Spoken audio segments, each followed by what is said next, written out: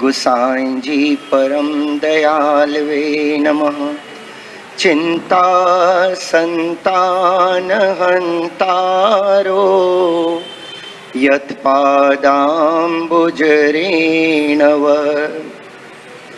स्वीयानां तानि जाचार्यान् प्रणमामि मुहुर्मुहुः। यदनुग्रहतो जन्तुः सर्वदुःखादिगो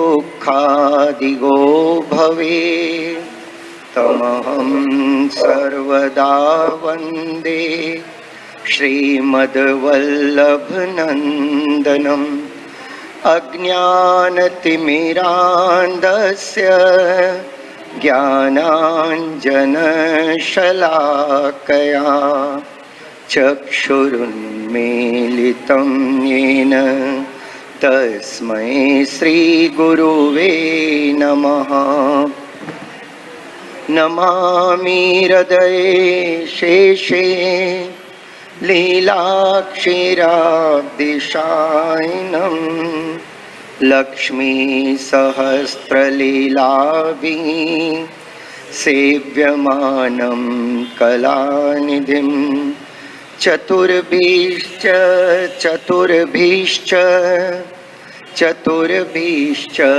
त्रिभिस्तथा षड्भिर्विराजते योऽसौ पंचधा हृदये ममः।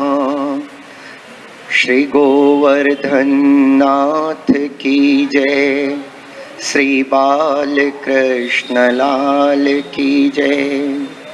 श्री श्याम सुंदर श्री यमुने महारानी की जय। श्री वल्लभाधीश की जय। श्री गुसाई जी परम दयाल की जय। श्री गुरुदेव की जय। श्री हरिदास वर्य श्री गिरिराज गोवर्धन नाथ की जय। भोर ही वल्लभ वल्लभ कहिए, भोर ही वल्लभ वल्लभ कहिए। आनंद परमानंद कृष्ण मुख सुमिर सुमिर आठों सिद्धि पइए। भोर ही वल्लभ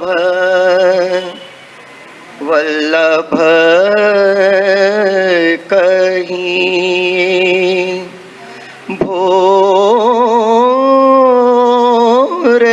ही वल्लभ वल्लभ कहिए। अरु सुमिरो श्री विठ्ठल गिरिधर गोविंद द्विज वर रूप। बालकृष्ण गोकुल रघुयदुपति नवघन श्याम स्वरूप। भोर ही वल्लभ वल्लभ कहिए। पढ़ो सार वल्लभ वचनामृत जपो अष्टाक्षर नित धरी नेम अन्य श्रवण कीर्तन तजी निषदिन सुनो सुबोधिनी जिय धरी प्रेम भोरही वल्लभ वल्लभ कही सेवो सदा नंद यशोमती सुत प्रेम सहित भक्ति जिय जान प्रेम सहित भक्ति जिय जान अन्याश्रय असमर्पित लेनो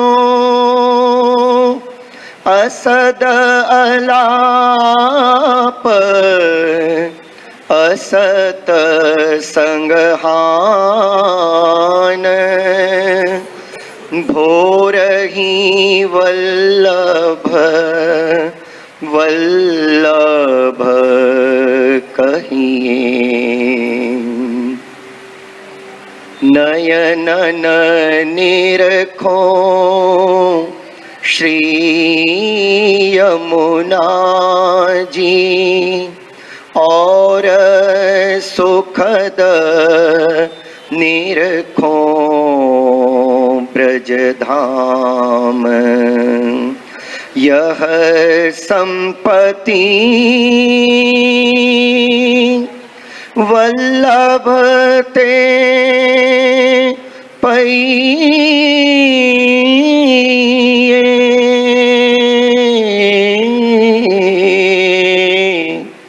यह संपत्ति वल्लभ ते पइए रसिकन को नहीं और सो काम भोरही वल्लभ वल्लभ कही भोरही वल्लभ वल्लभ कही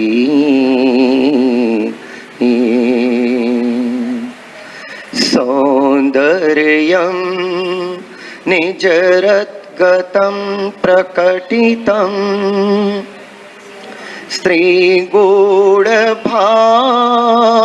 स्त्रीगूढभावात्मकं पुरूपं च पुनस्तदन्तर्गतं प्राविविशद स्वप्रिये संश्लिष्टार्वुभयोर्बभौ रसमयः कृष्णो हि यत् साक्षिकं रूपं तत्त्रितयात्मकं परमविधेयं सदा वल्लभम् प्रभुर्नन्दकुमारो मे स्वामिनी वृषभानुजा कृतार्थोऽहं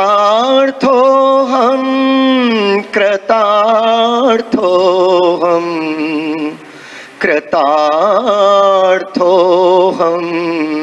न संशयः। वन्दे श्रीवल्लभाधीश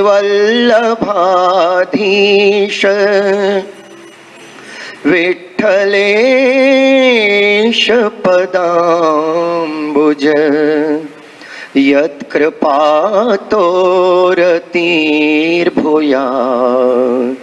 श्री गोपी जनवल्लभी।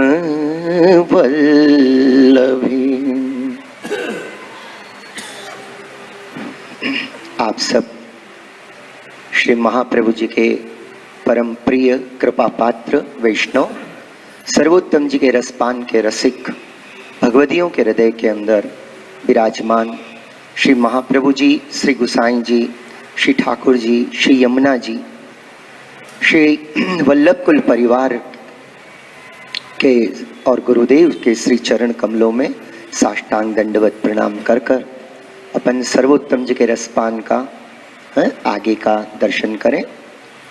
कल अपन ने देखा कि सर्वोत्तम स्तोत्र का नाम सर्वोत्तम क्यों, तो पहले अपन ने इसमें ये देखो तो कि महाप्रभु जी सर्वोत्तम हैं, इसीलिए महाप्रभु जी के नामात्मक स्तोत्र का नाम श्री सर्वोत्तम स्तोत्र मने अपने आप सिद्ध होता है।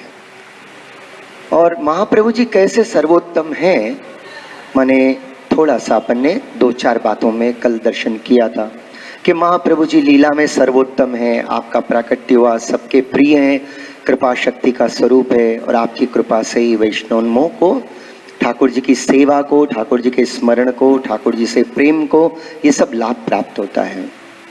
महाप्रभु जी गुरु के रूप में सर्वोत्तम है। जैसा अलौकिक फल श्री महाप्रभु जी ने प्रकट होकर प्रदान किया है, ऐसो फल आज तक कोई भी गुरु प्रकट होकर वो फल, ऐसो फल प्रदान नहीं कर सके, माने भजनानंद का दान नहीं कर सके, वो फल के रूप में नहीं प्रदान कर सकते। तीसरा त्याग अपन ने देखा था कि महाप्रभु जी एक पिता की तरह भी अपना ध्यान रखते हैं, तो एक माँ की तरह करुणा कर कर अपने सभी वैष्णवों को अपना प्राण प्रिय मानते हैं। कहते भी हैं कि बिंदु सृष्टि माने श्री वल्लभ कुल और नाद सृष्टि श्री वैष्णव, पूर्व वैष्णव कुल, ये महाप्रभु जी के नेत्र हैं दोनों। महाप्रभु जी दोनों में कोई भेद नहीं मानते हैं। महाप्रभु जी की बिंदु सृष्टि और नाद सृष्टि, बिंदु सृष्टि माने श्री वल्लभ कुल और नाद सृष्टि माने वैष्णव, महाप्रभु जी को एक जैसे प्राण प्रिय लगते हैं। इसके लिए खास बात है, आप देखोगे कि महाप्रभु जी ने कभी अपने कुल के लिए अलग आज्ञा और वैष्णव के लिए अलग आज्ञा नहीं दी, दोनों के लिए, पूरे परिवार के लिए एक ही प्रकार की आज्ञा है। हर ग्रंथ, षोडश ग्रंथ, सुबोधिनी जी, तत्वार्थ दीप निबंध आदि सब शास्त्रार्थ प्रकरण, ये सब के सब महाप्रभु जी ने अपने सब प्रियजनों के लिए प्रकट किया, जिसको जैसा लाभ लेना है वो लेते रहे।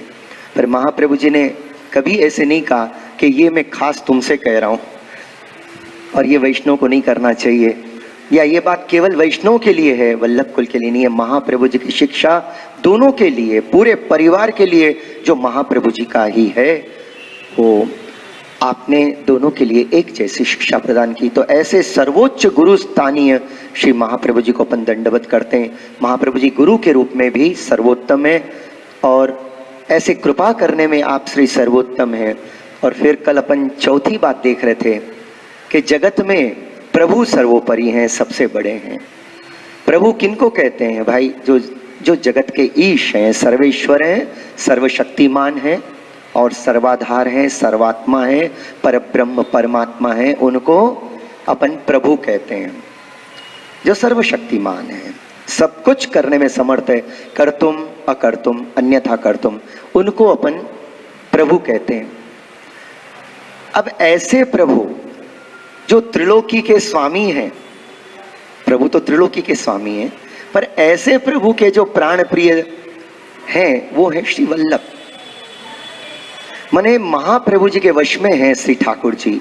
महाप्रभु जी जहां आपसे विनती करते हैं, कृपानाथ ये वैष्णव के घर में विराजो, तो महाप्रभु जी की बात मानकर ठाकुर जी वहां विराज जाते हैं। महाप्रभु जी जैसे करते हैं कि या की सेवा को इस प्रकार से प्रेम से अंगीकार करो, तो श्री ठाकुर जी महाप्रभु जी की बात मानकर वो वैष्णव की सेवा अंगीकार करते हैं। जैसे श्री वल्लभ कहते हैं, श्री गोसाई जी कहते हैं, जैसे आज अपने गुरुदेव श्री वल्लभ कुल के स्वरूप में जो भी अपने गुरुदेव या समस्त वल्लभ कुल जैसे ठाकुर जी से विनती करते हैं, ठाकुर जी ऐसे ही करते हैं, क्योंकि वल्लभ कुल वल्लभ को स्वरूप ही है। तो जो प्रभु के भी प्रभु हैं, माने ठाकुर जी के भी जो प्रभु हैं, ठाकुर जी के भी प्राण प्रिय हैं, ठाकुर जी जिनको अपना प्राण प्रिय स्वामी की तरह मानते हैं, माने महाप्रभु जी की बात सुनने में और महाप्रभु जी जैसे कहें ऐसे करने में ठाकुर जी को बहुत आनंद आए।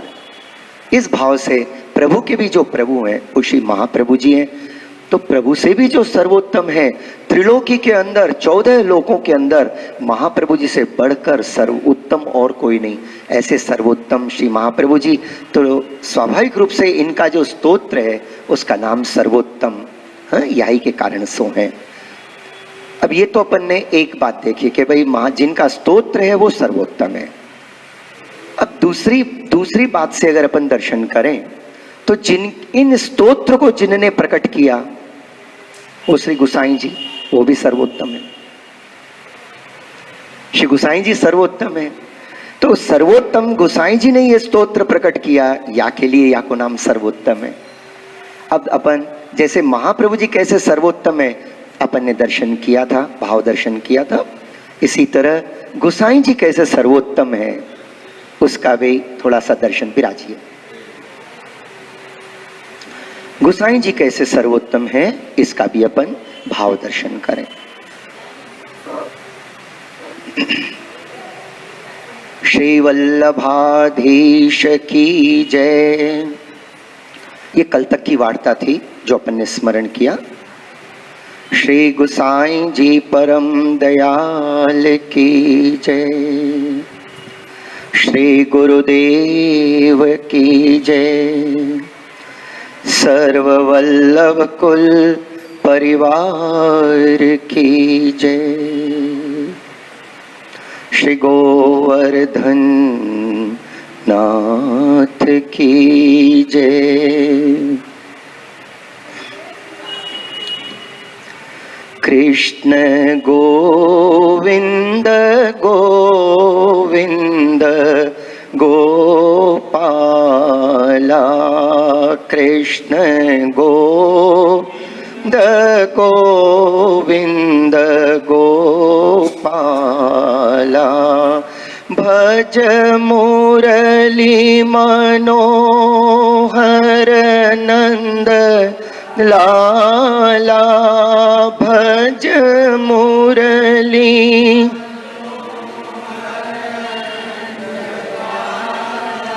कृष्ण गोविंद गोविंद गोपाला।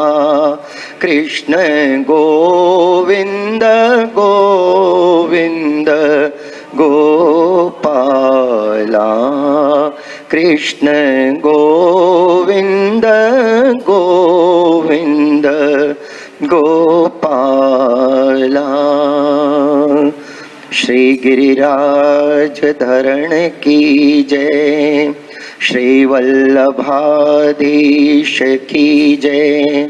श्री गोसाई जी परम दयाल की जय। जिन श्री गोसाई जी ने, विठलनाथ जी ने ये स्तोत्र प्रकट किया है, वो श्री विठलनाथ जी सर्वोत्तम है, इसीलिए इस स्तोत्र का नाम सर्वोत्तम। अब जरा दर्शन करें कि भाई गोसाई जी कैसे सर्वोत्तम है। महाप्रभु जी का अपन ने भाव दर्शन किया। वैसे तो अपने लिए प्राण जीवन धन है, अपन जानते हैं ठाकुर जी का साक्षात स्वरूप है। जैसे श्री गोवर्धन नाथ जी, श्रीनाथ जी अपने प्राण प्रिय हैं, प्राणाधिक हैं, प्राण प्रेष्ठ हैं, सर्वश्रेष्ठ हैं, ऐसे ही श्री गोसाई जी ठाकुर जी की तरह अपने प्राण प्रिय हैं, प्राण प्रेष्ठ हैं और सर्वश्रेष्ठ हैं। लेकिन जैसे गोसाई जी का अगर भावात्मक दर्शन कर रहे हैं अपन, ये तो सहज बात है हो, इसलिए गोसाई जी सर्वोत्तम है। कि जैसे ठाकुर जी सर्वोत्तम ऐसे गुसाई जी सर्वोत्तम, क्योंकि तेई एई एई तेई कछु ना संदेह, तो स्वाभाविक रूप से गुसाई जी सर्वोत्तम है।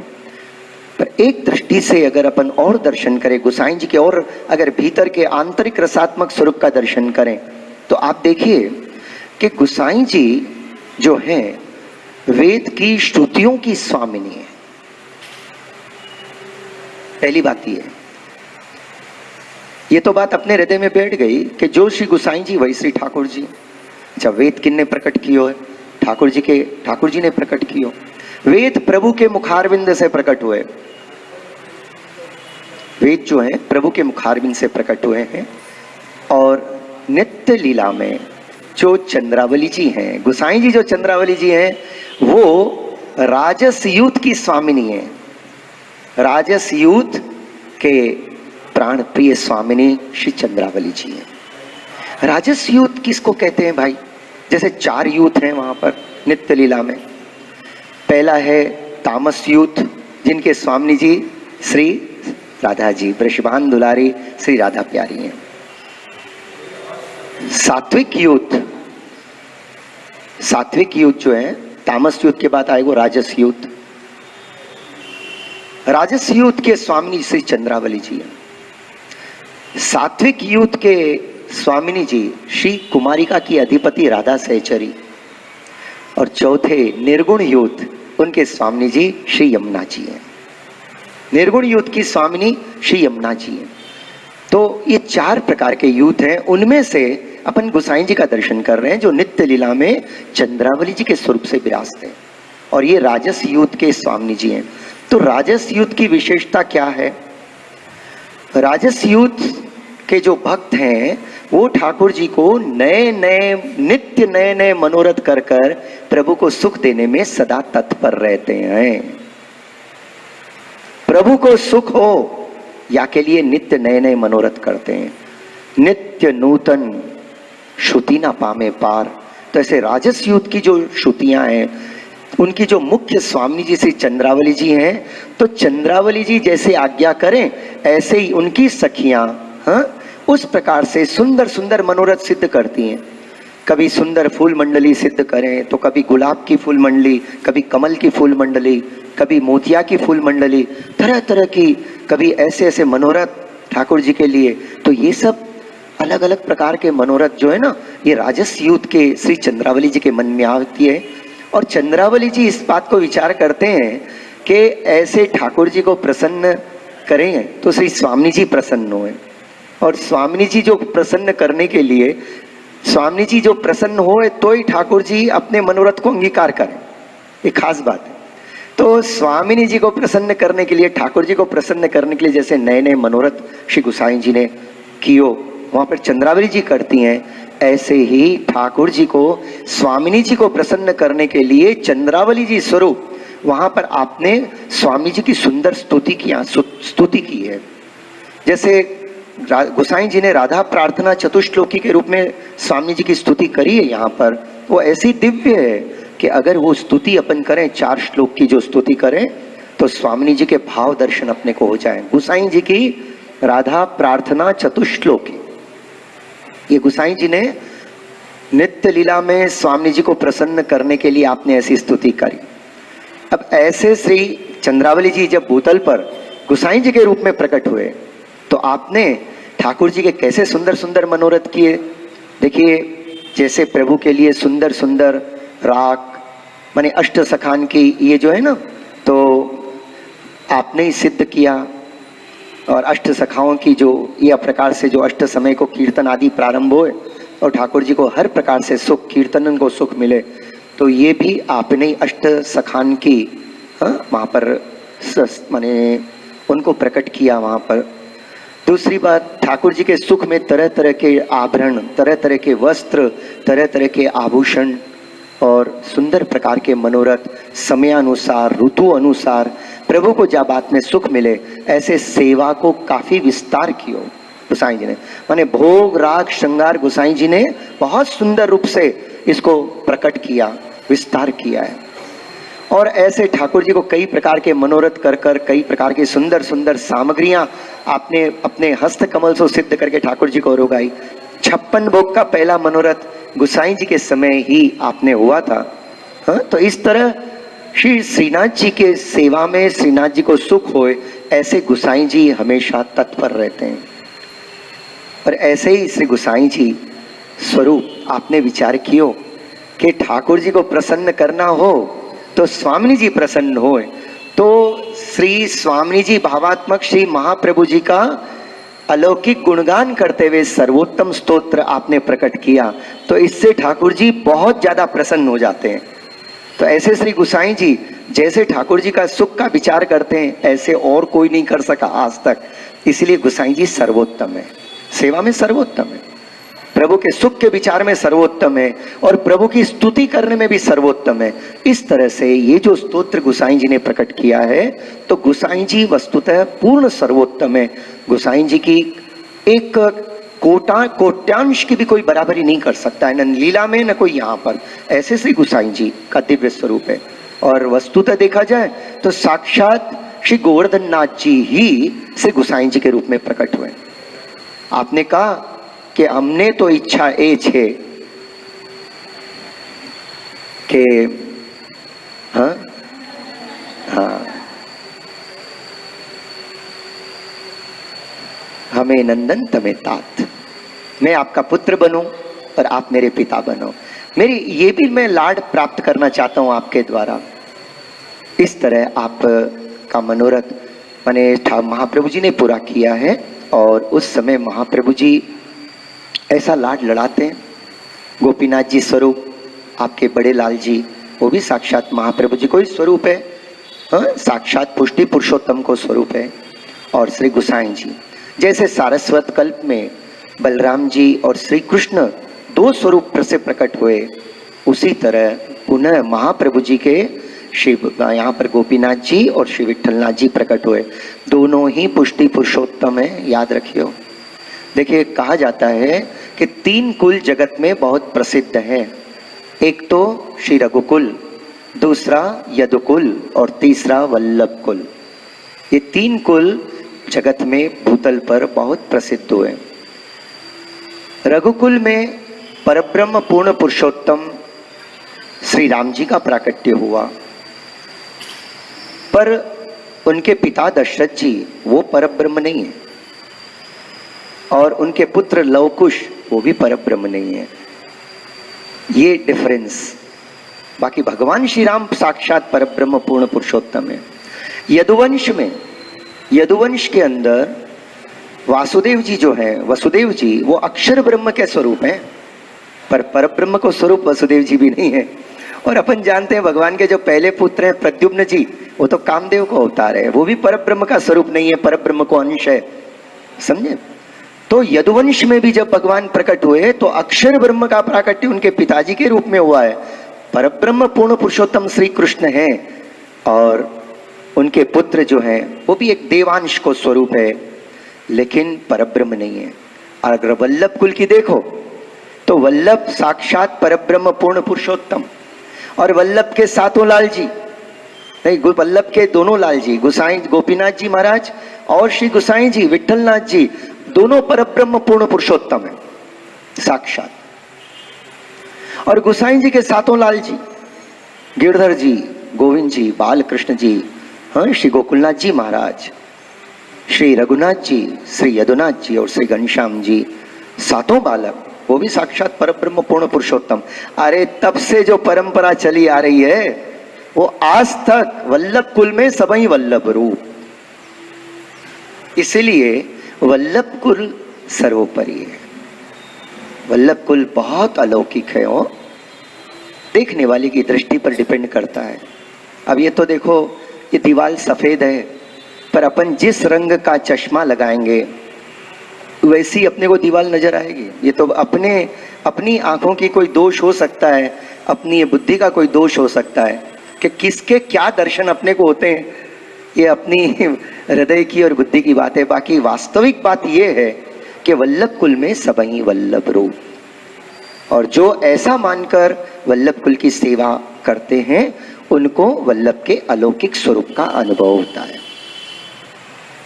तो गोसाई जी जैसे नित्य लीला के अंदर वेद की जो श्रुतियां थीं, तो उनकी स्वामिनी जी हैं, और ये श्रुतियों ने जो आध्यात्मिक रूप से अक्षर ब्रह्म वैकुंठ में विराजती थी, तो इनके मन में आया कि हम परब्रह्म परमात्मा के भजनानंद का अनुभव करें।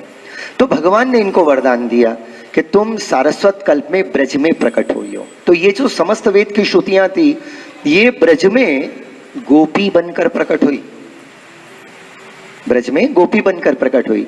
गौ माने भगवद रस, गौ माने इंद्रियां, गौ माने पृथ्वी, गौ के कई अर्थ होते हैं, लेकिन यहां गोपी जन जो कहा गया है, तो गौ माने भगवद रस और पी माने पान करने वाले, वो गोपी जन। अहरनिश दिन रात 24 घंटे घर में हो कि बाहर हो, दही बेचने जा रहे हो या कहीं पर भी हो, लेकिन अहरनिश कृष्ण को याद करते हैं। जो करते हैं कृष्ण को प्रसन्न करने के लिए करते हैं, वो गोपीजन है। ऐसे गोपीजनों की स्वामिनी ने उस समय चंद्रावली जी सारस्वत कल्प में, और अभी साक्षात श्री गोसाई जी। तो भाई गोसाई जी ऐसे सर्वोत्तम है, क्योंकि जैसे वेद भगवान के मुखारबिंद से प्रकट हुआ, ऐसे ही वेद का वेद स्वरूप, या यूं कहो कि वेद को भी फल साक्षात वो है श्री सर्वोत्तम स्तोत्र, जो ठाकुर जी स्वरूप गोसाई जी के मुखारबिंद से प्रकट हुआ। तो वैष्णव के लिए तो सर्वोत्तम स्तोत्र इतनो अलौकिक है। कहा जाता है कि सर्वोत्तम स्तोत्र का गान नित्य अपन जब घर में करते हैं तो सामवेद के गान के तुल्य होता है। पूरे सामवेद का जो गान किया जाए और सर्वोत्तम जी का एक पाठ किया जाए, तो ऐसा उसके तुल्य होता है। ऐसा अलौकिक स्तोत्र जो आज तक प्रकट नहीं हुआ, वो श्री गोसाई जी ने प्रकट किया। इसीलिए इस स्तोत्र को प्रकट करने वाले गोसाई जी इस एक दृष्टि से भी सर्वोत्तम है। अब अपन दूसरे रूप से गोसाई जी के दर्शन करें तो देखो, रत्न होते हैं ना अलौकिक, मान लो हीरा, हीरा कहां से निकलता है? कोयले की खान से निकले।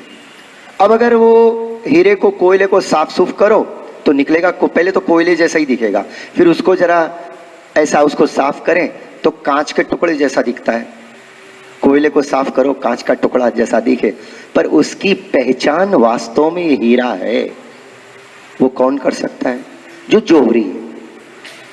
कांच के टुकड़े को भी जो कोटि गुना कीमती बना दे, वास्तव में उसकी पहचान करा दे, तो वो हीरे से ज्यादा कीमती वो जोहरी होता है। अगर जोहरी उसको नहीं देखे, उसको नहीं तराशे, तो हीरा तो बस पड़े रहता है, खान में पड़े रहता है, कांच के टुकड़े की तरह बना रहता है, उसका लाभ कौन उठावे? तो भाई हीरे से अधिक महत्वपूर्ण है जोहरी, जो हीरे की पहचान करता है और सबसे कहता है ये हीरा है, और हीरे की वास्तविक मूल्य क्या है वो पहचान कराएं। जब उसका लाभ उठाते व्यापारी लोग, तब लाभ उठाएं। इसी तरह अगर महाप्रभु जी साक्षात करोड़ों कोहिनूर से बढ़कर हीरे की तरह हैं, जो अपने जीवन को रस आनंद प्रकाश से भर देते हैं, ऐसे श्री वल्लभ के हीरे रूपी वल्लभ की पहचान अपने को किसने कराई? श्री गोसाई जी ने। तो गोसाई जी सर्वोत्तम है, जोहरी स्वरूप श्री गोसाई जी है। आप सर्वोत्तम है, अगर गोसाई जी नहीं बताते, आज बताने के बाद भी अपन कितने वैष्णव हैं जो वल्लभ को पहचानते हैं। वल्लभ के स्वरूप, नाम, रूप, लीला और गुण अपने कितनों के हृदय में विराजमान है भाई, बहुत इने गिने। प्रकट करने के बाद ये स्थिति है।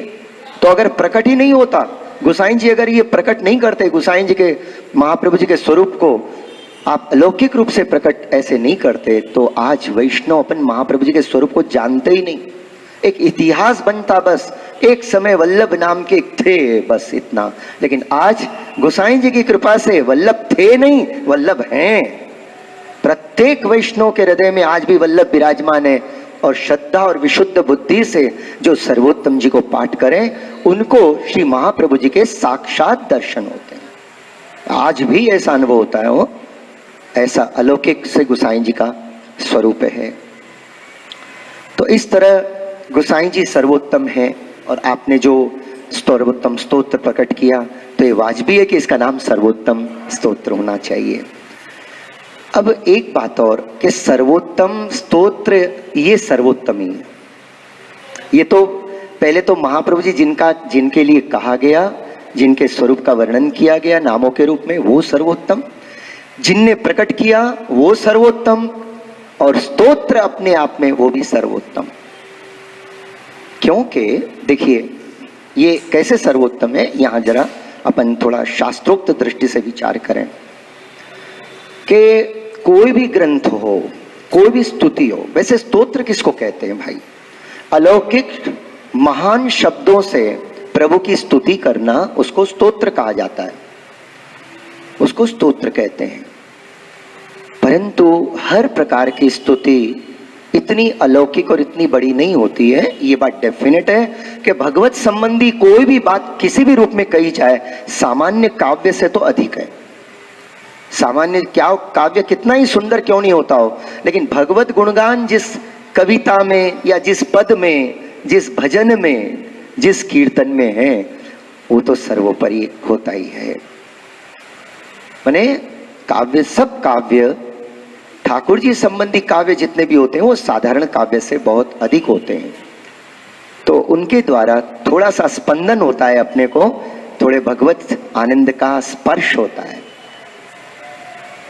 तो ये जो स्तोत्र है, जितने ऋषि मुनियों ने जैसे स्तोत्र प्रकट किए, कई स्तोत्र हैं अपने यहाँ पर, वो सारे के सारे स्तोत्र अपने को अधिक से अधिक क्या फल प्रदान कर सकते हैं? मोक्ष तक का फल प्रदान कर सकते हैं।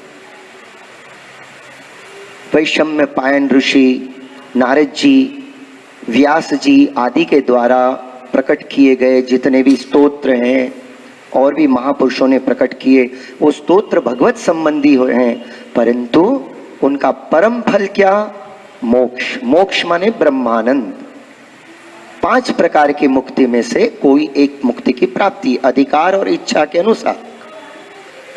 जितने भी स्तोत्र पाठ आदि हैं इस जगत के अंदर, वो ब्रह्मानंद की प्राप्ति करा सकते हैं, लेकिन गोसाई जी ने जो स्तोत्र प्रकट किया है वो साक्षात परब्रह्म रूपी परमात्मा की साक्षात प्राप्ति करावे, माने भजनानंद की प्राप्ति करावे, प्रभु के स्वरूप का आनंद। तो ये गोलोक धाम में विराजमान प्रभु का जो आनंद प्रदान करे, ये ऐसा अलौकिक स्तोत्र है। इसमें अलौकिक श्री महाप्रभु जी के नाम हैं। तो इसके प्रकट करने वाले जो ऋषि हैं वो श्री गोसाई जी त्रिकाल दृष्टा हैं। अन्य जो स्तोत्र होते हैं उनको भी जो मंत्र स्वरूप होते हैं उनका भी नाम, बीज, ऋषि आदि, छंद आदि सब होता है, पर जो सर्वोत्तम जी के स्तोत्र के नाम, रूप, छंद, बीज आदि हैं वो अपन 5वें श्लोक में दर्शन करेंगे आगे।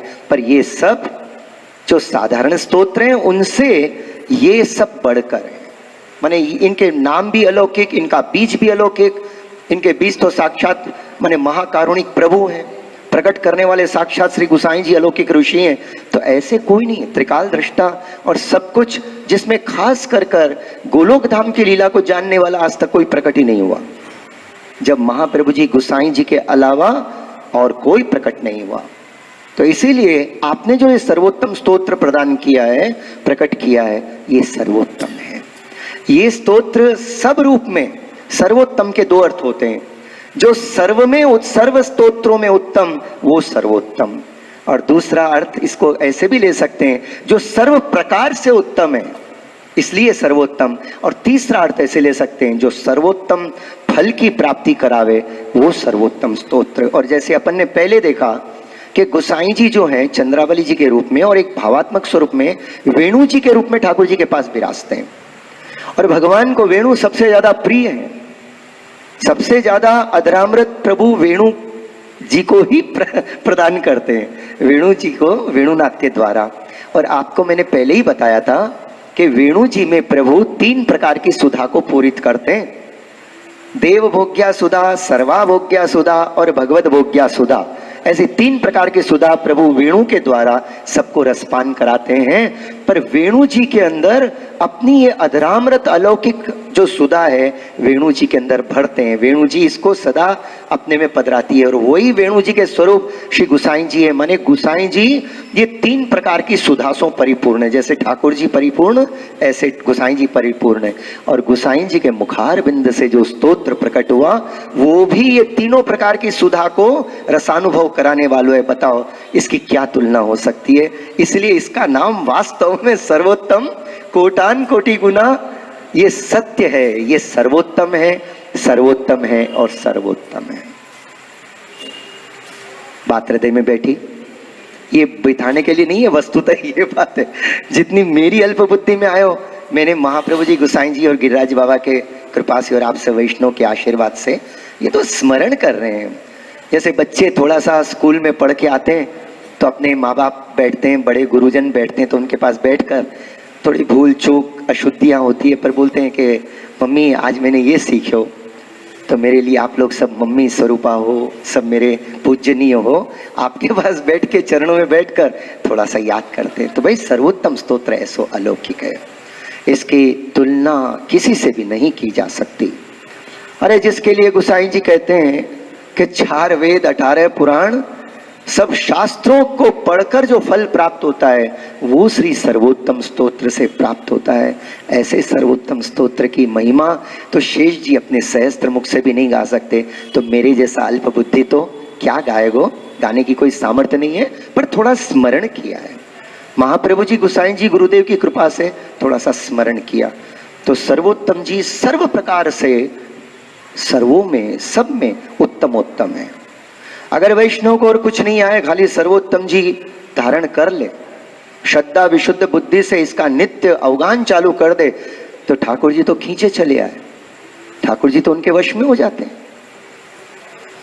तो इस तरह सर्वोत्तम जी सारी बातन को साराती सार है, साराती सार। पुष्टि मार्ग को प्रमुख क्या भाई? पुष्टि मार्ग में देखो श्री कृष्ण के मुखारबिंद का दर्शन करना पर प्रमुख होता है, और महाप्रभु जी साक्षात श्री कृष्ण के मुखारबिंद स्वरूप हैं, विप्रयोग धर्मी स्वरूप हैं। और महाप्रभु जी कहते हैं कि विप्रयोग धर्मी स्वरूप का अनुभव होना पुष्टि मार्ग का परम फल है। तो ये तो महाप्रभु जी की कृपा से प्रत्येक वैष्णव को नित्य प्राप्त होता है। तो वैष्णव सर्वोत्तम स्तोत्र ऐसो है। यहाँ आपको एक बात बताऊं, वैष्णव के लिए आज्ञा की जाती है, प्रेम से उनको समझाया जाता है कि वैष्णव सर्वोत्तम जी का पाठ नित्य करो। कारण क्या है? ये तो फल अपन ने देखा ही। और यहाँ कई बार ऐसा कहा जाता है कि वैष्णव जो सर्वोत्तम स्तोत्र है वैष्णव की गायत्री है। गायत्री वास्तव में क्या? गायत्री तो ये जगत का जो मूल स्वरूप है, वो परब्रह्म परमात्मा के महात्म्य को प्रकट करने वाले 24 अक्षरों वाली ये त्रिपदा, हाँ, ये जो गायत्री का स्वरूप है, जो महाप्रभु जी ने गायत्री भाष्य के रूप में इसको प्रकट किया कि गायत्री का स्वरूप क्या होता है। ये बीज है, वास्तव में बीज है। जैसे गायत्री मंत्र के द्वारा द्विज को यज्ञोपवित उनका संस्कार किया जाता है और उनको गायत्री मंत्र प्रदान किया जाता है, और कहता है कि अगर तुमने 3 दिन गायत्री मंत्र नहीं किया तो तुम्हारे अंदर जो ब्रह्मण्य देव गायत्री मंत्र के अधिष्ठान से तुम्हारे अंदर विराज रहे वो तिरोहित हो जाएंगे, फिर तुम ब्राह्मण नहीं रहते, द्विज नहीं रहोगे।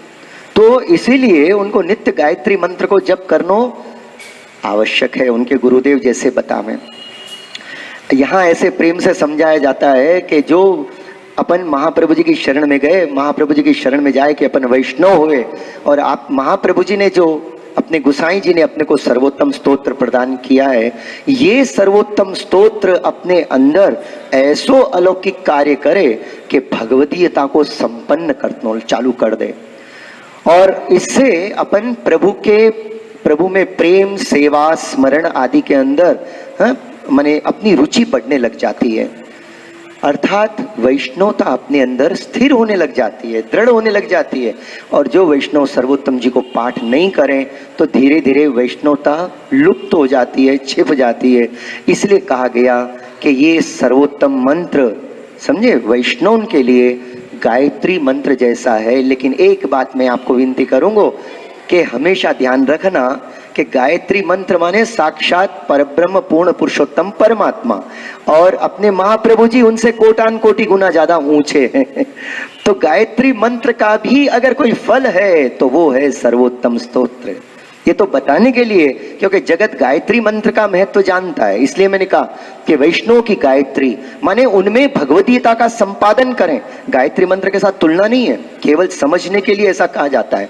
तो आपके अंदर भगवदीयता का संपादन, प्रभु के प्रति प्रेम, कृष्ण की सेवा में रति और स्मरण में रति हो जाए, ऐसो और कृष्ण के स्वरूपानंद का नित्य अनुभव करावे, ऐसो ही सर्वोत्तम स्तोत्र है, जिसको यहाँ केवल इसके महत्व को समझने के लिए कहा गया कि देखो ये गायत्री मंत्र है वैष्णव उनका, पर अगर मूल में देखा जाए तो उससे भी कई गुना ज्यादा अधिक ये सुख देने वाला है। तो वैष्णव ऐसो ये अलौकिक सर्वोत्तम स्तोत्र श्री गोसाई जी ने प्रकट कर कर अपने को प्रदान कियो। तो मेरी आपसे यही विनंती है कि जब कभी अपने अपने घर में छोटे छोटे बच्चों को अपन अच्छी अच्छी स्कूलों में डालते हैं, हाँ, लेकिन आप एक काम जरूर करना कि आपके वो भले बच्चे कोई स्कूल में जाए, कभी भी जाए, सवेरे चले जाएं, पर शाम में तो आपके पास 15 मिनट बैठते ही हैं, आधा घंटा, हाँ, बच्चों के साथ बैठने की आपको टेव डालनी चाहिए। ये संस्कार अपने को खुद को देने पड़ेंगे। ये बोलना बंद करें अपन, आजकल के बच्चे बहुत अच्छे अब खुद जाके अदालत देखते बैठो रहे, खुद ऐसे ऐसे सीरियल देखते रहे और बच्चों को बोले सर्वोत्तम जी का पाठ कर।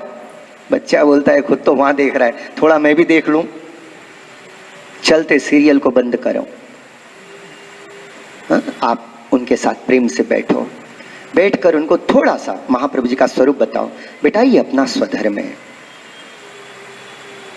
बच्चे बहुत श्रेष्ठ होते हैं, अपन जैसे उनको बताएंगे वो जरूर वो काम करेंगे। आज बताने के लिए अपने पास भाई आपके समय में से अनमोल समय निकालिए, ये असली संपत्ति है। अगर सर्वोत्तम जी स्तोत्र का महात्म्य आपके हृदय में बैठा है, आप तो करोगे ही, पर आप अपने घर में आपके जितने भी बालक हैं, बच्चे हैं, उन सबको 6 महीने का एक क्रम बना लो कि हमको ये सब्जेक्ट उनको पढ़ाना है और ये अलौकिक स्तोत्र प्रदान करना है। बाकी भैया महाप्रभु जी की कृपा से तेरे जीवन की सारी बातें महाप्रभु जी संभालेंगे। देखो मैंने कल भी आपको बताया था कि आज के वैष्णव हो या साधारण जन हो, उनकी सबसे बड़ी समस्या क्या है? आज के युग की सबसे बड़ी समस्या है चिंता, क्लेश, दुख। अब मैं आपको एक बात बताऊं, ये सब अपन यहीं से अनुभव करते हैं, मस्तिष्क से। अभी जो मस्तिष्क है ना, ये प्रकृति की ऐसी अद्भुत रचना है, आपने कभी ध्यान नहीं दिया, दिखने में अपनी खोपड़ी में बैठे रहता है, इतना सा नहीं जाने क्या है वो। लेकिन जब इसके बारे में एक्सप्लेन किया गया तो कहते हैं कि 2.5 एकड़ के अंदर, 2.5 एकड़ जमीन में कोई ऐसी अगर फैक्ट्री बनाई जाए जो ऐसी मेमोरी को स्टोर करने का काम करे, तो उसको कंटिन्यूअसली 24 आवर्स जो है उसको जल डालते हुए ठंडा रखना पड़ता है। तो एक फैक्ट्री एक मनुष्य के मस्तिष्क की तरह काम करती है। इतनी बड़ी वैल्यूएबल चीज अपने को ठाकुर जी ने सहज प्रदान कर दी। लेकिन ये मस्तिष्क प्रकृति की, प्रभु की अद्भुत संरचना, अद्भुत प्रसाद है, खास कर मानव के लिए, मनुष्यन के लिए। अब ये होता क्या है मालूम है कि अपन चिंता, उद्वेग, दुख और क्लेश, ये जो अपने वास्तव में वैरी हैं, तो इनके अंदर अपना मन लगा लगा कर इतना प्रेशर डाल देते हैं मस्तिष्क के ऊपर कि बेचारे की कार्य क्षमता, ये मस्तिष्क इतना अद्भुत है कि ये सब प्रकार की समस्याओं का समाधान खुद ढूंढ सकता है। बहुत शक्तिशाली है मस्तिष्क। और दूसरी बात, इस जगत में जो त्रिभुवन के अंदर, 14 भुवनों के अंदर, 14 लोक में, उससे भी परे, सत्य लोक से भी परे, वैकुंठ लोक और कैलाश से भी परे, गोलोक धाम की नित्य लीलाओं का भी आनंद और उसका रसास्वादन ये मस्तिष्क कर सकता है। इतना अद्भुत ये मस्तिष्क है। दिखने में बहुत साधारण है, अपन रोजमर्रा के काम करते हैं, पर इस पर रोज अपन कुठाराघात करते हैं। भाई बेचारा क्या बिगाड़ता है ये अपना। लेकिन जब देखो, जब इसको चिंताओं से ग्रस्त कर देते हैं, चिंताओं का प्रेशर डाल देते हैं इसके ऊपर, प्रेशर डालते हैं, क्लेश का प्रेशर डालते हैं, द्वेष का प्रेशर डालते हैं, निंदा स्तुतियों का, अपने जो जीवन की अशांतियां हैं उन सबके प्रेशर इस पर इतना गिरने लग जाते हैं कि बेचारा बैठे बैठे कुंद हो जाता है। इसका लाभ उठाओ, माने अपने मस्तिष्क की शक्तियों का नाश मत करें, अपन उनका लाभ उठाएं। सबसे पहला अपने को ये जो चिंता सबसे ज्यादा ग्रस्त कर दी ना, चारों तरफ से प्रश्न ही उठता है कि ये कैसे दूर हो। भाई देखो, विचारों से भी दूर होती है। आपको विचार करना है कि जीवन थोड़ा मस्ती में जियो। पर क्या रोज चिड़ करना, छोटी छोटी बातों का चिड़ करते रहना। अपन वो चिड़ करने से क्या होता है मालूम है? अपने हृदय, अपन ये जो सहज मुस्कुराहट, खिलखिला के हंसना ही भूल गए अपन। रोज इतने ढेर सारे प्रॉब्लम अपन ही लेके चलते हैं कि जैसे कि पूरी दुनिया अपने से चल रही है। ये आदत पड़ गई अपनी, हर बात की चिंता करना। अरे क्या करें भाई, ऐसा है वैसा है, वो है और ये है। अरे थोड़ा तो उस झाड़ को देखो, उस पक्षी को देखो, भगवान ने थोड़ा दिमाग दिया लेकिन कितना मस्त है।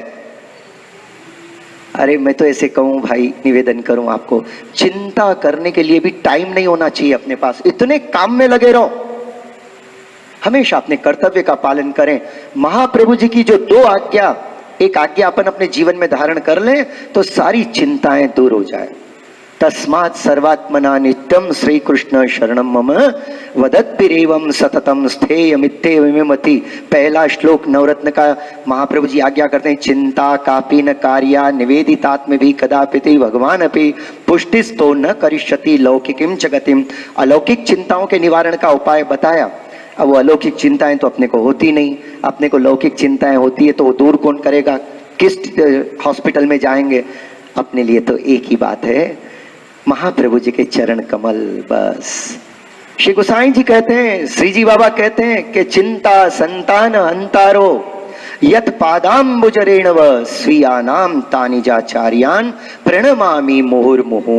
चिंताओं के निवारण का उपाय वैष्णव के लिए भले कोई कर सकता है, वैष्णव नहीं भी है तो कर सकता है और तुरंत उसका फायदा होता है। भाई कोई गोली वैष्णव ले उसी कोई फायदा करेगी और अवैष्णव ले तो फायदा नहीं करेगी, ऐसी बात नहीं है।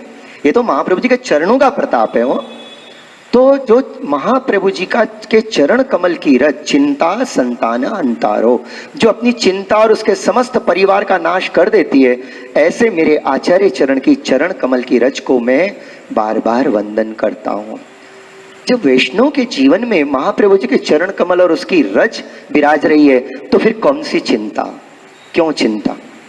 तो चिंता से चतुराई घटे, दुख से घटे शरीर। क्यों दुख करें? अरे सब उनकी इच्छा से हो रहा है। कितने ही बार कितने ही लोगों के जन्म हो गए, कितने ही बाद में होने वाले। प्रभु न जाने अनादिकाल से ये सृष्टि का क्रम चल रहा है। समझना हो तो श्रीमद् भागवत जी के पहला, दूसरा और तीसरा स्कंद, खास करके दूसरे और तीसरे स्कंद में सृष्टि की रचना का वर्णन कई बार आएगा। अलग अलग उसके श्रोता और वक्ता हैं, इसलिए कई बार आ रहा है। वो एक ही प्रकार की बात बार बार बिठाई जाती है दिमाग में। तो ये सृष्टि का क्रम इतने बार प्रकट हुआ और ये अपन तो अनंत युगों से भटक रहे हैं इसके अंदर। जो ब्रह्मा जी का छठा दिन था सारस्वत कल्प, उससे उस दिन जो बिछड़े अपन, और ब्रह्मा जी के एक दिन के अंदर 2000 बार चतुर्युगी बीत जाए, और एक चतुर्युग का प्रमाण है 48,60,000 साल, एक दिन का प्रमाण माने एक चतुर्युग का प्रमाण। और ऐसे एक दिन का समझे चतुर्युगी, और ऐसे 2000 बार चतुर्युगी बीते तो ब्रह्मा जी का एक दिन, और फिर ब्रह्मा जी के 30 दिन का एक महीना, 12 महीने का एक साल। ब्रह्मा जी जब एक दिन के थे और छठवां दिन था, ब्रह्मा जी की छठी थी, उस दिन अपन बिछड़े ठाकुर जी के पास से। सो आज का दिन है। लेकिन चलो आज तो खुशी मनाए, जीवन का मजा ले। अब तो अपन श्री गिरिराज जी में बैठे हैं, अब तो श्री महाप्रभु जी के चरणों में बैठे, जो हुआ सो हुआ, पास्ट इज पास्ट। लेकिन अब वर्तमान को सुंदर बनाना है, अपने को वर्तमान को रसास्वादन करना है। तो देखो ऐसो ऐसो अलौकिक अपने पास विराज रहे हो है, लेकिन इसके लिए थोड़ा इस मस्तिष्क को, इतना बेचारे को रोज पत्थरों से मत मारो भाई। इसको तो प्यार से थोड़ा फूल इस पर ठाकुर जी के प्रसादी फूल चढ़ाओ थोड़े माथे पर। हाँ, तो ऐसा है, स्त्री जन को तो चोटियां होती है ना, चोटी में पधरा लेते हैं। भाई लोग क्या करें, कपाल पे चढ़ाए, मस्तक पे चढ़ाए, आंखन पे चढ़ाए, हृदय पे चढ़ाए फूलन की माला को।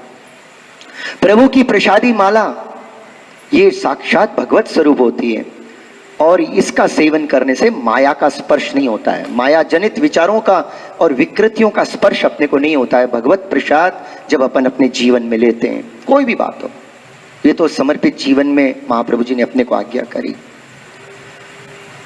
तो मैं ये कहना चाह रहा था, ये मस्तिष्क बहुत इंपॉर्टेंट है, बहुत महत्वपूर्ण है। ये जितनी भी जो 5 इंद्रियां आती है ना, इसका मेन कंट्रोलर यही है, सबका संचालन करने वाला यही है। और आपको एक उपाय बताया था मैंने, अगर आपको याद है या नहीं याद है पता नहीं है थोड़ा, क्योंकि जितने स्वस्थ रहोगे उतने ही मस्त रहोगे, और जितने मस्त रहोगे उतना ही जीवन में अलौकिक आनंद का रसास्वादन कर पाओगे। मस्त रहेंगे तो योगा तो कर पाओगे। तो मैंने एक बात बताई थी, 2-3 बातें आपको बताई थी कि स्वस्थ रहकर सर्वोत्तम जी का रसपान करना है, तो 3-4 बातों पे विशेष ध्यान दो। मैं आपको आज फिर कह दे रहा हूं। एक तो मस्तिष्क पे इतना बलात्कार मत करो। क्यों करते हो भाई चिंता? कभी जीवन में ऐसा संकल्प करना चाहिए कि 6 महीने हम 6 महीने तक कोई चिंता नहीं करेंगे। जो होता है भगवान की इच्छा से होता है, भगवान ही करते हैं। अपने को क्या करना है? अपने को तो एक ही ध्यान रखना है, मेरा मन श्री ठाकुर जी से, महाप्रभु जी से और लीला सृष्टि में जैसे यमुना जी गिरिराज जी से तो मेरा मन हटे नहीं, इसका ध्यान रखना है। और चिंता विंता 6 महीने के बाद देखूंगा, अभी नहीं भाई, चिंता को दूर रखो अपने से, अभी नहीं करना। और इससे मस्तिष्क को आराम मिलेगा। ये जो दर्द होता है ना, तो सैरिडोन खाते हैं, एनासिन खाते हैं और अमृतांजन मलते हैं, न जाने मोनिसन पेन बॉन्ड क्या क्या की मलते रहते हैं। आप महाप्रभु जी के चरण कमल का ध्यान करो, सारे दर्द दूर हो, ये सब दूर हो जाएगा। लेकिन इसका एक मैं आपको भौतिक उपाय बताऊं। माने भौतिक उपाय क्या? ये मस्तिष्क को सुख देने का उपाय बता रहा हूं। आप अगर प्रातः काल या नहीं तो सायंकाल रात में सोने से पहले अपने पग तली की मालिश, मौसम के अनुसार जो तेल है, भले जैसे अभी खोपरे का तेल ले सकते हो, आगे चलकर बरसात चालू हो जाए, ठंडी चालू हो जाए तो सरसों का तेल या तिल्ली का तेल, आप थोड़ा सा तेल हाथ में लेकर अपने हथेली से अपनी पग तली की मालिश अगर 5-5 मिनट करो तो कई प्रकार की समस्याओं से आप मुक्त रहोगे, और साथ ही साथ आपका मस्तिष्क खूब हल्का फुल्का रहेगा, कई रोगों से बच सकते हो। ये सारी बात मैंने जीवन सुधा में दी है। जीवन सुधा को पढ़ोगे तो आपको पता चल जाएगा कि पग तली की मालिश से क्या क्या लाभ होते हैं। अच्छा एक बात पूछूं, आप में से सचमुच पग तली की मालिश कौन करता है? हालांकि मैंने पहले भी कहा था, अभी तक 2 ही हाथ उठे, इसलिए मैंने याद दिलाया, 2 हाथ ही उठे। अच्छा, जो 2 हाथ जिसने उठाए उनसे एक विनती करूं, आपको करने के बाद जब से भी चालू किया है और इसके पहले जब आप नहीं करते थे तो आपको कुछ डिफरेंस लगा? जी लगा ना? ठीक। तो आप है ना अपने मस्तिष्क को स्वस्थ और एक्टिव बनाने के लिए, सक्रिय बनाने के लिए, गहरी नींद सोने के लिए सवेरे पग तली में तेल की मालिश करो। ये तो आप अपने आप को स्वस्थ रख सकते हो, बार बार भागने की जरूरत नहीं डॉक्टरों के पास, ये काम। और उसके पहले भी ऊषा पान कर लो, 2 गिलास कम से कम मिनिमम 2 गिलास पानी पीजिए, जो मौसम है उसके हिसाब से। और तीसरी बात मैंने आपको बताई थी, स्नान आदि कर शांति से बैठ जाओ आसन पे, और आप ये जो अपने मंगलाचरण कर अपने ठाकुर जी, महाप्रभु जी, गुसाई जी, यमुना जी और गिरिराज जी का ध्यान करें। श्री कृष्ण शरणम मम करते हुए या वल्लभाय नमः या महाप्रभु जी का कोई नाम लेकर आधा घंटा आप ध्यान करते हुए जप करो। मेरे भाई बहन, अगर आप इतना, बस इतनी सी 2-3 बातें आप करोगे, फिर देखो कि 3 महीने में आपको कितना आनंद का वास्तव में अनुभव होने लग जाता है। आप भूल जाओगे, आपकी समस्याएं आपको आएगी नहीं। आपको तो लगेगा आप में इतनी शक्ति है कि समस्या को आप ऐसे बाजू हटा दोगे। ये मेरा अनुभव है। तो आप सब भगवदियों के चरणों में मैंने ये बात का निवेदन किया। लेकिन जैसे चिंता, मैंने बात बताई थी कि चिंता के कारण अपन भगवत चिंतन नहीं कर सकते, और वो चिंता चारों तरफ से अपने को ग्रस्त करती है, तो भाई इसका क्या उपाय है? देखिए, स्थितियां और परिस्थितियां ये बाहर की, ये तो भाग्यानुसार आएगी, इनको न कोई बदल सकता है न कोई बदला।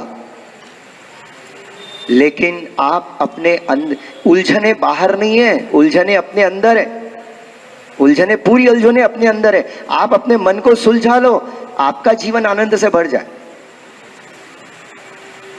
अपनी सोच माने ये थोड़ी बदलनी है, अपनी दृष्टिकोण बदलना है। अपने को प्रभु का सेवक खाली मुख से ही नहीं कहना है, मानना है कि मैं प्रभु का सेवक हूं और प्रभु मेरे स्वामी हैं, तो मुझे क्या चिंता करनी है। जब वो कोटान कोटि ब्रह्मांड के अंदर के सबकी संरक्षण, पालन पोषण, योगक्षेम वहन करते हैं, तो मेरा नहीं करेंगे? मेरा भी वही करते हैं, और एक्चुअली वही करते हैं। ये तो मान बैठे अपन कि हम हमारा कर रहे हैं। अरे अपन क्या अपना पोषण करेंगे मेरे भाई? अगर अपन जो खाए ना, अपन जो खाते हैं, खाली बस मुंह में डालने का काम अपन हाथ से करते हैं, और वो भी हाथ में उठाने की शक्ति भी ठाकुर जी ने दी है, तो अगर अंदर कौर डालने के बाद उसको पूरा पचाकर पूरा डिस्ट्रीब्यूट करते हुए कौन सी बॉडी में कौन से पार्ट में क्या जाना है, ये सब अपन सोते रहे तो प्रभु करते हैं। लेकिन प्रभु कभी बोलते नहीं। अपन छोटा सा काम करे तो 100 बार बोलते हैं। ठीक है, परवाह नहीं, बोलो, लेकिन ये याद रखो कि सब भगवत कृपा से हो रहा है, प्रभु की कृपा से सर्व सिद्ध होता है। हम क्यों चिंता करें? फिर भी चिंता अगर आ जाए तो चिंता संतान हंतारो यत्पादाम्बुजरेणवः स्वीयानां तानि जाचार्यान् प्रणमामि मुहुर्मुहुः। श्री महाप्रभु जी के, श्री गोसाई जी के, श्री गुरुदेव के चरण कमल की रज को आप वंदन कीजिए भाव से। आपकी सारी चिंताएं और चिंताओं के पूरे प्रकार, छोटी मोटी सब चिंताओं का समूल नाश हो जाता है। ऐसे मैं नहीं कह रहा हूं, मैं याद कर रहा हूं, ऐसे श्री गोसाई जी माने ठाकुर जी कह रहे हैं। वैसे ये गोसाई जी ने ये श्लोक अपने बड़े पूज्य भात्र चरण श्री गोपीनाथ जी के लिए किया है, पर गोसाई जी गोपीनाथ जी को और महाप्रभु जी में कोई भेद नहीं देखते। तो ये जो श्लोक है ना, चिंता संतान हंतारो, नवरत्न के टीका के अंदर आपने ये श्लोक के द्वारा महाप्रभु जी की स्तुति भी करी है। वहां पर महाप्रभु जी की स्तुति करते हुए आप कहते हैं कि जिनके चरण रज की ये सामर्थ्य है, वंदन करने से जीव की सब चिंताओं का नाश हो जाता है। तो वैष्णव के लिए तो इतना सुख बरस रहा है। खोलो जरा अपने मस्तिष्क के दरवाजे खोलें भाई। समुद्र के किनारे हैं लेकिन दरवाजा बंद करके रखा है, बस उन लहरों की शीतलता का, उन लहरों के आनंद का, सौंदर्य का देखने की इच्छा ही नहीं होती है। दरवाजे बंद कर दिए अपन ने, दरवाजे तो अपने को ही खोलने पड़ेंगे। अपनी इंद्रियन के, मन का, श्रद्धा का, दृढ़ श्रद्धा अपने श्री महाप्रभु जी के चरण में जो ही प्रकट हो गई, वैसे ही सब सुख प्राप्त होना चालू हो गया। ऐसा नहीं है कि मनुष्य जन्म में मिलता है तो हमेशा दुख ही दुख भोगना पड़ता है। भगवान श्री कृष्ण एकादश स्कंद के, भागवत जी के एकादश स्कंद के 14वें अध्याय के अंदर 12वें, 13वें, 14वें, 15वें और 16वें और 17वें श्लोक में 5-6 श्लोक के अंदर ये बता रहे हैं कि जीव इस संसार में रहते हुए कैसे उसके हृदय का, आकाश का एक एक कोना आनंद से भरा रह सकता है। उसमें से एक पहचान मैं आपको कराऊं, निरपेक्षम मुनिम शांतम निर्वैरम समदर्शनम अनुव्रजाम्य हम नित्यम पोए ये त्यंग्री रेणुवी। भगवान श्री कृष्ण ने उद्धव जी से कहा, उद्धव मुझे तुम जैसे भक्त जितने प्रिय लगते हैं उतनी स्वयं मेरे पुत्र ब्रह्मा, मेरे आत्मस्वरूप शिव, स्वयं अर्धांगिनी मेरी लक्ष्मी और स्वयं मेरा अपना स्वरूप भी मुझे उतना प्रिय नहीं लगता है जितने तुम भक्त, तुम प्रेमी भक्त मुझे जितने प्रिय लगते हो। और फिर कहा कि देखो निरपेक्षम, मेरा भक्त कैसा होता है कि निरपेक्षम मुनिम शांतम निर्वैरम समदर्शनम।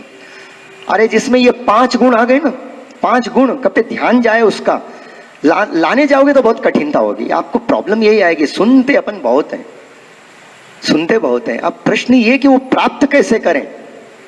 प्राप्त करने का उपाय तो मैंने आपको बता दिया कि महाप्रभु जी के चरणों में वंदन करो, भक्ति भाव से बैठो, प्रभु ठाकुर जी की सेवा करो और प्रभु जो जीवन में दे उसमें संतुष्ट रहो। बस मत 4 परहेज करो। परहेज भी 2-4 हैं ऐसी उत्तम औषधि के सेवन में। और पहला परहेज तो ये है, चिंता नहीं करें। भाई मेरे प्रभु सर्व सामर्थ्यवान है, ऐसे शांति से मन को समझाएं। प्रभु सर्व समर्थो ही ततो निश्चिंतताम ब्रजेत।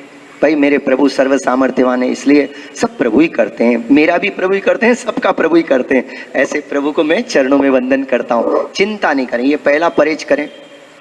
अब जब चिंता नहीं करोगे ना तो बहुत सी बातें अपने आप खत्म हो जाएगी। लेकिन और दूसरी बात, भाई कभी किसी वैष्णव का हृदय मत दुखाना हो। वाणी वचन विचार और व्यवहार से किसी वैष्णव का अपराध मत करना। ये तो मैंने आपको अलौकिक सुख के लिए कहा। लेकिन तीसरी बात, प्राणी मात्र पे दया करो, किसी का भी हृदय मत दुखाओ, इससे प्रभु जैसे प्रसन्न होते हैं। और चौथी बात है कि अपन जो भी करें वो सब प्रभु को समर्पित कर दें। प्रभु आपने जैसे करवाया, मैंने किया, ये आपके चरणों में समर्पण। ये 3-4 काम अपन नित्य करने का ध्यान रखें प्रभु की भक्ति में।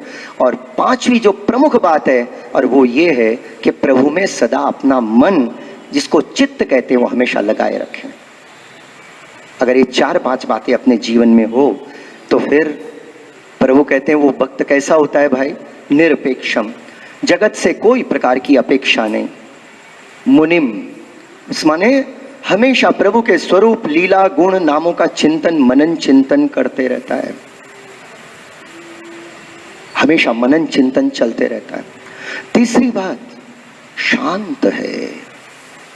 सूरदास जी ने भी कहा, सदा प्रफुल्लित रहिए तो हरिरस जाए पाइए। ठाकुर जी की सेवा करे तो हरिरस आता सामने जरूर है, पर मिलता कब? मिले कब हरिरस? जब प्रफुल्लित रहें, प्रसन्न रहें। ये जो मस्तिष्क है ना, चिंता नहीं करें, मस्त रहे। खूब जरा मस्ती में रहना चाहिए। माने चिड़चिड़े होना बंद करो। अरे क्या चिड़ना और क्या चिड़ाना। जो दूसरों को चिढ़ाता है ना, समझे, उसको चिढ़ में लाता है, वो तो दुष्ट है। लेकिन जो चिढ़ता है वो मूर्ख है। क्यों चिंता करे, क्यों चिढ़ में आए अपन? वो बेचारा जो समझ में आ रहा है बोल रहा है, आपको कोस रहा है, कोसने दो। अरे आपको शुद्ध कर रहा है, आप प्रभु से विनती करो, अरे प्रभु इस पर कृपा करो, इसकी बुद्धि सुंदर हो जाए, बस ये सुखी हो। मुझे तो कोई दुख है ही नहीं। तो मेरे को क्या, किस बात का दुख है? तो भाई चिढ़ना और चिढ़ाना छोड़िए और हंसना और हंसाना चालू करो।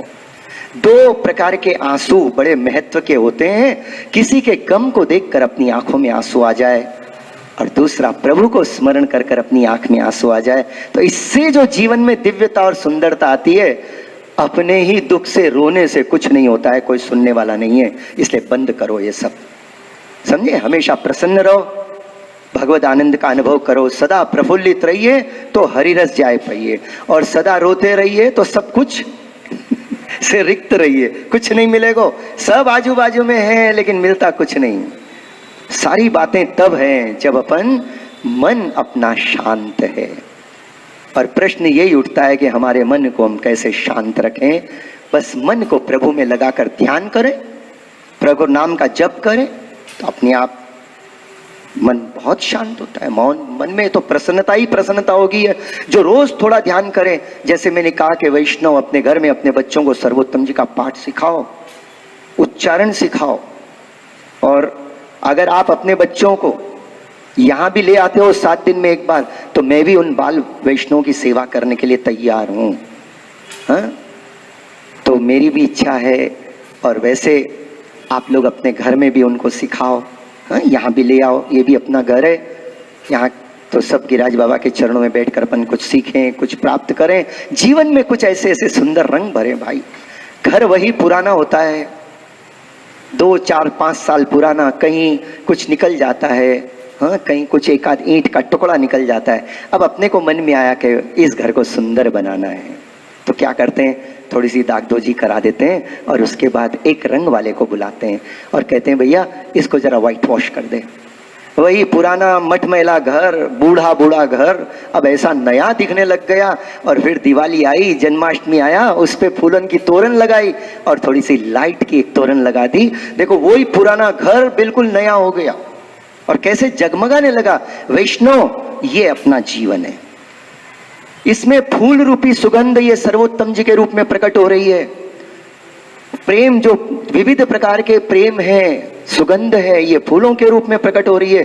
अपने वो तोरणे घर पे तो लगाओ या ना लगाओ आपकी इच्छा की बात, पर अपने हृदय रूपी बारने के ऊपर ये तोरण लगा लें और हमेशा अपने मन को, अपने मस्तिष्क को इतने सुगंधित छिड़काव करते रहें, उसका एक ही प्रकार, इस जगत में सब मेरे से अच्छे हैं, बस अगर थोड़ी कमी है तो मैं हूं, अब मैं क्या करूं, जैसो हूं तैसो तिहारो श्री वल्लभ।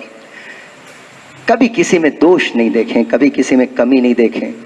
भाई तेरे मन की तू जाने, मेरे मन जगदीश, माने मेरे मन में तो तू नारायण है, भगवान को स्वरूप है, अब तेरे मन की तू जाने, मुझे तो तू भगवान को स्वरूप लगे।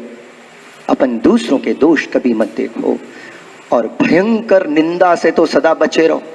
ये काम करो ही मत, ये धोबी का काम है, दोषों को धोना। अपने को नहीं, धोबी ओबी नहीं बनना है। धोबी बनते ही वो द्वापर युग का अपने को याद आता है, वो ये धोबी का काम नहीं करना है अपने को। हाँ,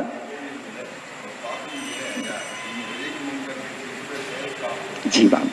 तो कभी जीवन में निंदा नहीं करनी चाहिए किसी के गुण दोष देखो ही मत। अरे यहाँ महाप्रभु जी और ठाकुर जी, यमुना जी, लीला सृष्टि और ब्रज भक्त 84, 252 वैष्णव, इनके इतने गुण हैं कि इनको देखने में ही समय नहीं मिलता है। तो ये कहां से मिल जाता अपने को, अन्य के दोष आदि देखने में। अगर ये सब बदपरहेजी करते रहेंगे ना, तो फिर कितना ही बैठकर बोलते रहो, करिए श्री सर्वोत्तम रसपान, मैं बोलते रहूंगा, आप सुनते रहोगे, या आप बोलोगे मैं सुनूंगा, लेकिन रसास्वादन तो तब होगा जब ये परहेज अपने, थोड़ा सा सावधानी अपने जीवन में रहेगी। तो ठाकुर जी ने कहा जो शांत है, जिसका मन शांत रहता है।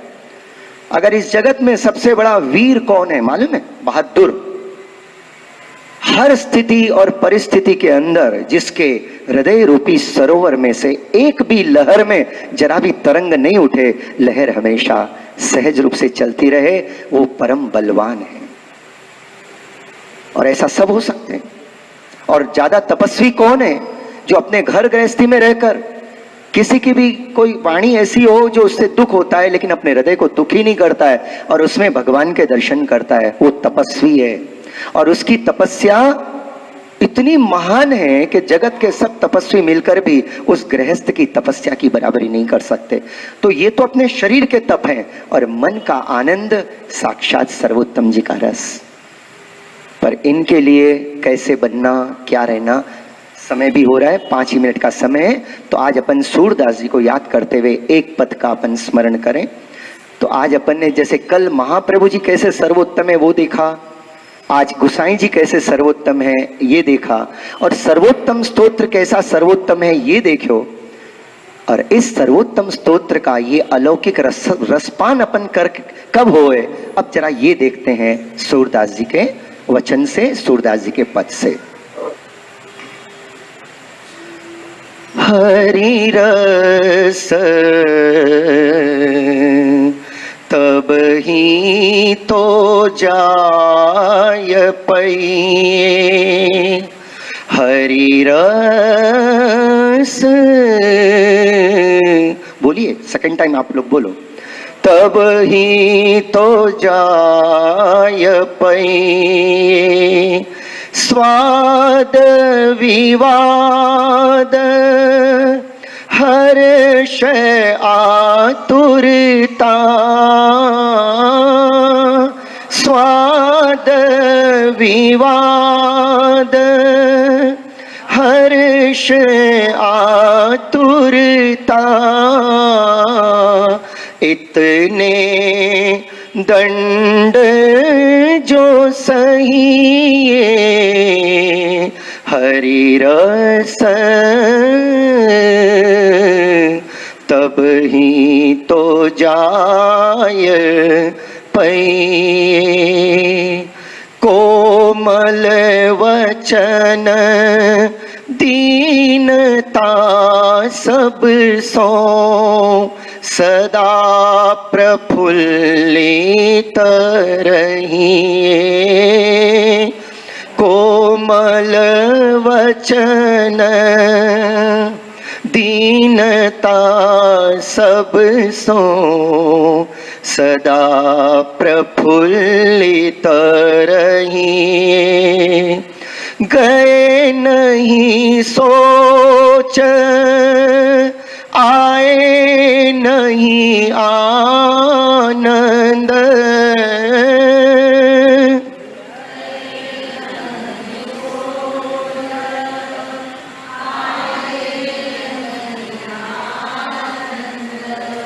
ऐसे मार्ग बहिए, ऐसे मार्ग बहिए, हरि रस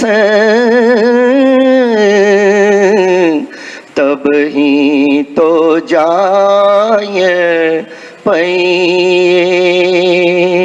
ऐसी जाके जिय में आवे, ताके भाग्य की कहा कहिए, ताके भाग्य की कहा कहिए। सूर शाम अष्ट सिद्धि, सूर शाम अष्ट सिद्धि, जो चाहिए सो पाइए, जो चाहिए सो पाइए। हरि रस तब ही तो जाय पइए। हरि रस तब ही तो जाय पइए। बहुत सुंदर सूरदास जी ने इसमें बताया है, हाँ, कि हरि रस कब मिले भाई? ये तो तब मिलेगो जब स्वाद विवाद हर्ष आतुरता इतने दंड जो सही है। जिह्वा लोलुपता और जिह्वा की मुखरता दोनों छोड़ देते। ज्यादा भगवत अन्न प्रसादी, भगवत असमर्पित वस्तु का खान पान रहन सहन ये अपने बुद्धि को बिगाड़ता है, क्योंकि जैसो खाए अन्न वैसो बने मन। तो ठाकुर जी की प्रसादी का सेवन और सतत श्री कृष्ण शरणम मम को स्मरण, तो ये ऐसे कर कर सदा और प्रसन्न रहने से भगवत रस का अनुभव होता है, सर्वोत्तम जी के रस का अनुभव होता है। श्री वल्लभाधीश की जय।